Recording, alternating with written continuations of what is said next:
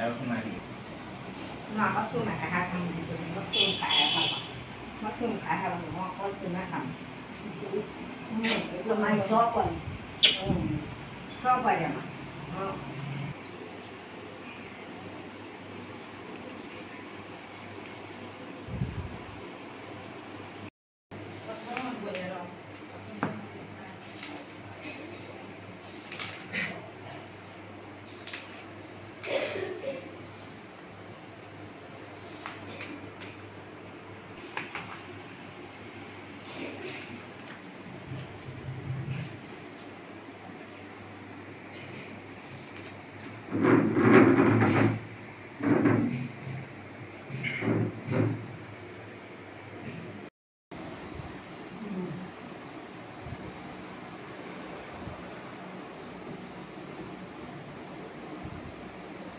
নমস্কাৰ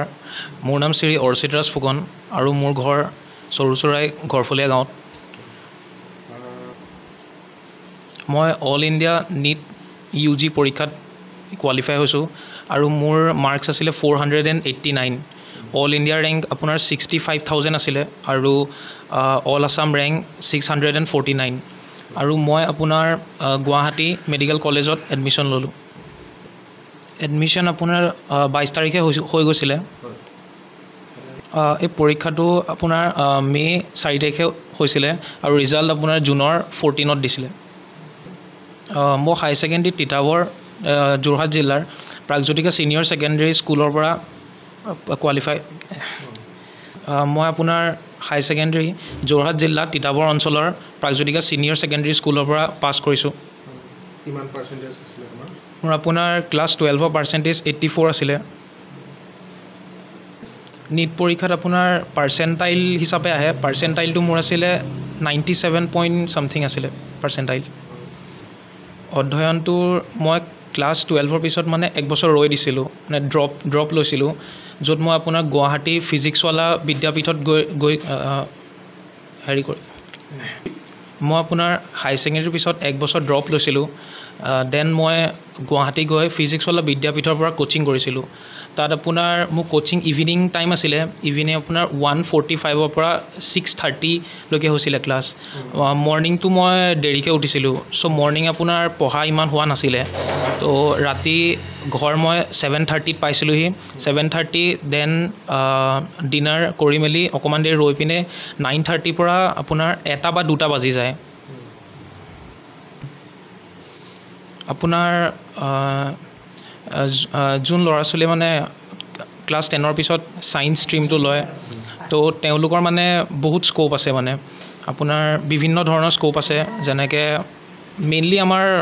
আমাৰ আসামত কি হয় দুটা স্ক'পে বেছিকৈ জনা যায় এটা হৈছে ইঞ্জিনিয়াৰিং আৰু এটা মেডিকেল কিন্তু তাৰ উপৰিও বিভিন্ন প্ৰকাৰৰ স্ক'প আছে যোন মানে অলপ ষ্টাডি কৰিলে তেওঁলোকে গম পাব তো ক্লাছ 11-12 আপোনালোকে মানে ভালকৈ যদি পঢ়ি যায় স্কুলত যি পঢ়ায় বা আজিকালি বিভিন্ন অনলাইনো আছে অনলাইনতো পঢ়া শুনা কৰিব পাৰে সেইখিনিয়ে যদি কৰি যায় দেন আপুনি এণ্ট্ৰেঞ্চৰ কাৰণে ভালকৈ প্ৰিপেয়াৰ কৰি পিনে সেইটো কোৱালিফাই কৰিব পাৰিব মই আপোনাৰ গান মই গিটাৰ বজাওঁ দেন আপোনাৰ ঢোল বজাইছিলোঁ আৰু এক্টিং কৰি খুব ভাল পাইছিলোঁ আগতে আৰু স্পৰ্টছ আপোনাৰ টাইকোৱাণ্ডো খেলিছিলোঁ টাইকোৱাণ্ডো ব্লেক বেল্ট হয় সমৰকলা এতিয়া তুমি প্ৰেক্টিছ কৰা নে নাই এতিয়া ষ্টপ কৰিছা টাইকোৱাণ্ডো মই আপোনাৰ যেতিয়া কোভিড হৈছিলে কোভিডৰ আগতে মই ব্লেক বেল্টটো এক্সাম দিছিলোঁ আৰু যিহেতু কোভিড হৈ গৈছিলে আমি ঘৰৰ পৰা ওলাব নোৱাৰা হৈ গৈছিলোঁ আৰু সেইটো সময়তে মানে টাইকোৱাণ্ডোটো এৰিবলগীয়া হ'ল আৰু ক্লাছ 10ৰ পিছততো পঢ়া প্ৰেছাৰটো পৰিলে সেইকাৰণে আৰু কণ্টিনিউ কৰিব নোৱাৰিলোঁ সেইটো মই তাক সৰুৰে পৰাই পঢ়াত মন্তেশ্বৰী শিক্ষাৰে পঢ়াই গৈছিলোঁ যেনেদৰে মই পঢ়াই গৈছিলোঁ সি তেনেদৰেই সেইখিনি আয়ত্ব কৰিছিলে আৰু পঢ়াখিনি সি নিজেই কৰিছিলে আচলতে তাক মই কোনোদিন ক'ব লগা হোৱা নাছিলে সি খুব ভালদৰে পঢ়ি যায় মানে তাক নিজৰ কৰ্তব্য সি নিজেই কৰে আৰু স্কুলত যিখিনি দিয়ে সেইখিনিও সি সদায় মানে যিখিনি স্কুলত দি যায় সেইখিনি সি কৰি যাবলৈ চেষ্টা কৰে সেইবাবে সি আজি হয়তো ইমান সফল হ'বলৈ সক্ষম হৈছে প্ৰথমতে মই সংবাদ মাধ্যমলৈ শুভেচ্ছা জ্ঞাপন কৰিছোঁ অঞ্চলটোৰ লগতে যোৰহাট জিলাৰ সুনাম গৌৰৱ কঢ়িয়াই আনিছে। তাৰ কাৰণে আমি পিতৃ হিচাপে সুখী হৈছোঁ। আৰু পঢ়া শুনাৰ ক্ষেত্ৰত সি প্ৰথমৰ পৰাই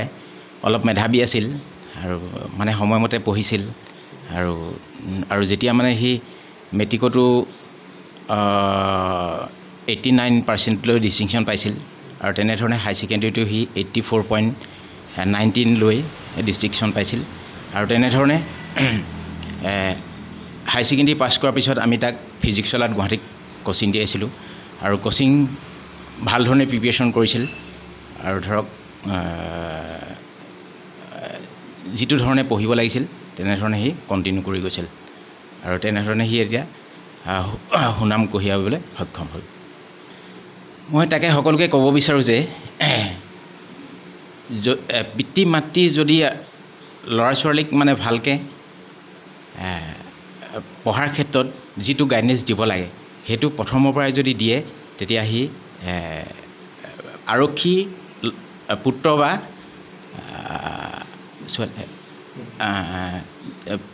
আৰক্ষীৰ যিকোনো পৰিয়ালৰ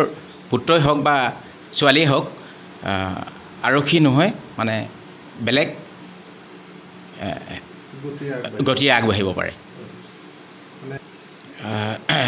মই গাঁওবাসীক এইটো আহ্বান জনাম যে আমাৰ পৰিয়ালৰ ল'ৰাই যেনেধৰণে মানে আগবাঢ়ি গৈছে প্ৰত্যেক ঘৰৰ তেনেকৈ ভালদৰে গাইডেঞ্চ লৈ নতুন প্ৰজন্মই এই গতিৰে আগবাঢ়ি যাবৰ কাৰণে মই সকলোকে আহ্বান জনাম।